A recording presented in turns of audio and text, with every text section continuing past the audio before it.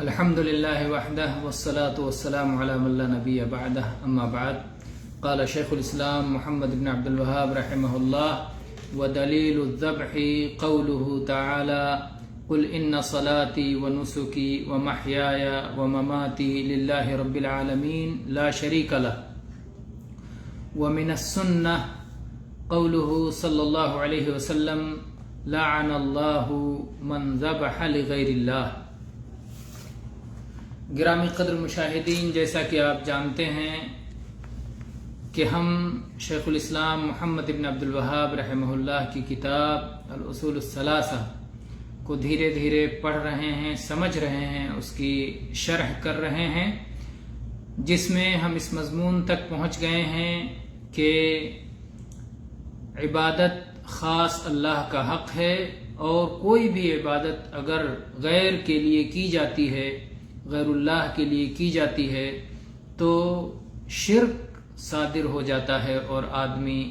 دائرہ اسلام سے خارج ہو کر کے مشرک بن جاتا ہے۔ کچھ عبادتیں بطور نمونہ ذکر کی گئی ہیں اور ان کے دلائل ذکر کیے گئے ہیں۔ آج عبادت ذبح کو شیخ نے ذکر کیا اور فرمایا کہ ذبح کرنا عبادت ہے، اور اس کی دلیل اللہ تعالیٰ کا قول قل ان صلاتی ونسکی ومحیایا ومماتی للہ رب العالمین لا شریک لہ، کہہ دیجئے کہ میری صلاح، میری قربانی، ونسکی اور میری قربانی، میرا ذبح کرنا، ومحیایا ومماتی للہ رب العالمین، اور میری موت و حیات سب اللہ رب العالمین کے لیے ہے، لا شریک لہ، جس کا کوئی شریک نہیں۔ اسی طرح سے حدیث سے دلیل ذکر کی کہ نبی کریم صلی اللہ علیہ وسلم نے اس شخص پر لعنت بھیجی ہے جو غیر اللہ کے لیے ذبح کرے، لعن اللہ من ذبح لغیر اللہ، اللہ کی لعنت ہو اس شخص پر جو اللہ کے علاوہ کسی اور کے لیے ذبح کرتا ہے۔ یہ صحیح مسلم کی حدیث ہے۔ اس سلسلے میں جب ہم دیکھتے ہیں تو ذبح کی کئی صورتیں پائی جاتی ہیں۔ ذبح کی ایک صورت تو عبادت کرنے کی صورت ہے، جب آدمی ذبح کر کے عبادت کرنا چاہتا ہے، جس کے لیے ذبح کر رہا ہے اس کی تعظیم اس کے دل میں ہوتی ہے اور اس سے قریب ہونا چاہتا ہے، اپنے آپ کو اس کے سامنے پست اور ذلیل کیے رہتا ہے۔ اگر یہ نیت ہو، قربت کی نیت ہو، تعظیم کی نیت ہو اور عبادت کی نیت ہو، تو ذبح کرنا صرف اللہ تعالیٰ کے لیے جائز ہو سکتا ہے۔ غیر اللہ کے لیے اگر کیا جائے تو وہ ناجائز اور حرام اور شرک ہوگا۔ جس طرح سے اللہ نے ہمیں ذبح کرنے کا جس موقع پر حکم دیا ہے، ہدی کے موقع پر، اضاحی کے موقع پر، عقیقہ کے لیے، اور جس طرح بھی عبادت کا اللہ نے جیسے مشروع کیا ہے اسی انداز میں ہمیں ذبح کرنا ہے، اور غیر اللہ کے لیے اگر اس طرح ذبح کیا گیا تو وہ شرک اکبر کا ارتکاب ہوگا، اور اس کی دلیل وہی آیت اور حدیث ہے جو ابھی آپ کے سامنے ذکر کی گئی۔ دوسری صورت یہ ہے کہ آدمی ذبح کرے کسی مہمان کی مہمان نوازی کے لیے، مہمان کے تکریم کے لیے، یا اسی طرح سے شادی بیاہ میں خوشی کے اظہار کے لیے، لوگوں کو دعوت کھلانے کے لیے، تو یہ عمل ایسے موقع پہ ذبح کرنا یا تو یہ جو ہے واجب ہے یا مستحب ہے، اپنے اپنے مقام کے اعتبار سے یہ مشروع ہے، یا تو استحباب کے طور پر مشروع ہے، مستحب ہو کر مشروع ہے، یا فرض ہو کر مشروع ہے، جیسے کہ اللہ تعالیٰ نے اللہ کے نبی صلی اللہ علیہ وسلم فرمایا من کان یؤمن باللہ والیوم الآخر فلیکرم ضیفہ، جو آدمی اللہ پر اور آخرت کے دن پر ایمان رکھتا ہے تو وہ اپنے مہمان کی تکریم کرے۔ تو مہمان کی تکریم کرنے کا حکم ہے۔ اس لحاظ سے اگر مہمان کی تکریم میں کوئی شخص جانور ذبح کرتا ہے اسے گوشت کھلانے کے لیے، تو ظاہر بات ہے کہ یہ مشروع حکم ہے، مأمور ہے، شریعت کی طرف سے اس کا حکم دیا گیا ہے۔ اسی طرح سے شادی بیاہ کے موقع پر جانور ذبح کرنے کا معاملہ بھی ہے کہ اللہ کے نبی صلی اللہ علیہ وسلم نے ولیمہ میں جانور ذبح کرنے کا اور گوشت کھلانے کا حکم دیا ہے، جیسا کہ آپ نے عبد الرحمن ابن عوف رضی اللہ عنہ سے فرمایا تھا اولم ولو بشاہ، کہ ولیمہ کرو چاہے ایک بکرا ہی صحیح۔ تو آپ نے ولیمہ کرنے کا حکم دیا اور اس میں ایک بکرے کی قربانی کی جانب اشارہ کیا۔ تو اس موقع پر یعنی مہمان نوازی کے لیے یا شادی بیاہ کے موقع پر خوشی کے اظہار کے لیے اگر کوئی شخص جانور قربان کرتا ہے تو ایسا کرنا مشروع اور مامور ہے، یا مستحب ہوگا یا فرض ہوگا۔ تیسری صورت یہ ہے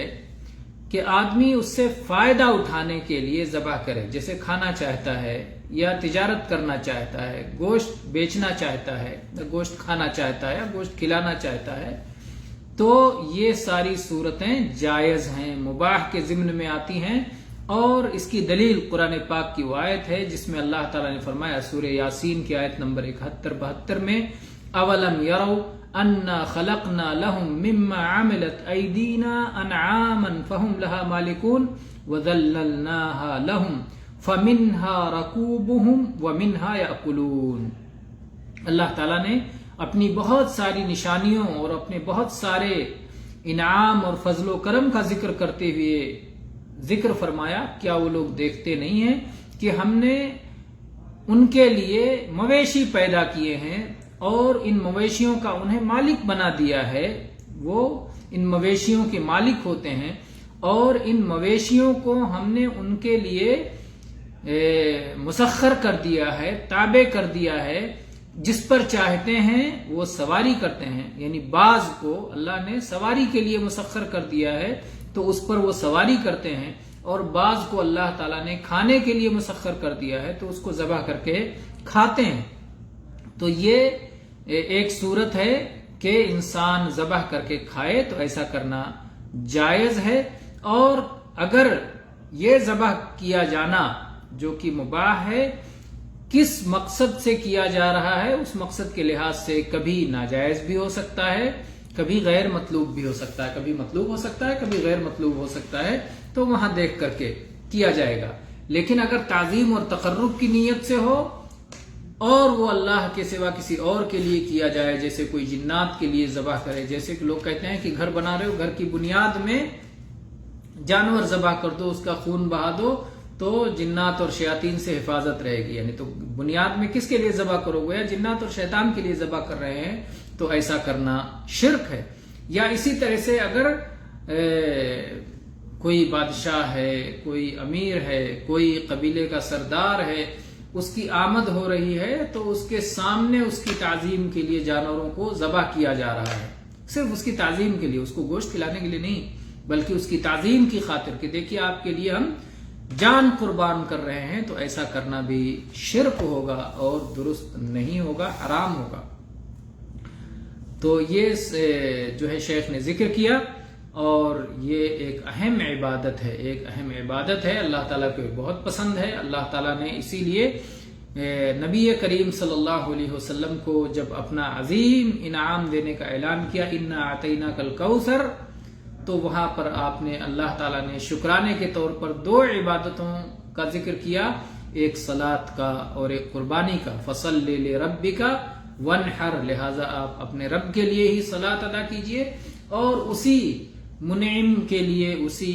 فضل و کرم کرنے والے رب کے لیے ہی قربانی کیجئے۔ تو قربانی اور ذبح یہ بہت اہم عبادت ہے جو صرف اور خالص اللہ کا حق ہے، اللہ کے سوا کسی اور استھان کے لیے، کسی زندہ یا مردہ کے لیے ذبح کیا جانا یہ شرک میں سے ہے، جس سے بچنا ضروری ہے۔ واللہ تعالی عالم، والحمد للہ رب العالمین، وصلی اللہ علی نبینا وسلم۔